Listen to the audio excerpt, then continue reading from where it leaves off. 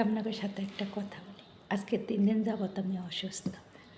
এতটাই অসুস্থ কিছু খাইতে পারি না।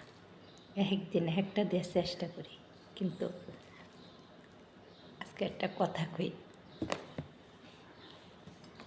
আজকে যদি বাংলাদেশে থাকতাম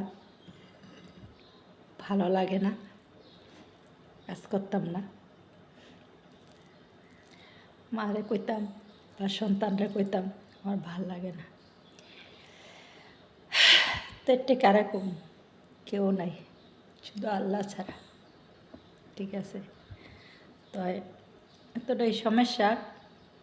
আরও 7-8 বছর আগে আমার কিডনিতে সমস্যা ছিল, কিডনিতে পানি আসছিল, ওষুধ খাওয়া ভালো হয়েছিল আমার 10 বছর ধরে। তো আজকে আবার 3 দিন ধরে আমার এই ব্যথাটা, এই ব্যথাটা উঠলে কি খাওয়া যায় না, বমি করায় এটি।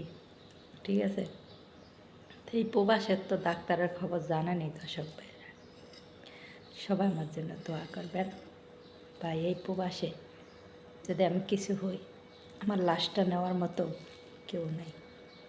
সবাই জানেন আমার ভাই নেই, আমার 2টা সন্তান, সন্তানরা তো সন্তানরে খোঁজও নিব না,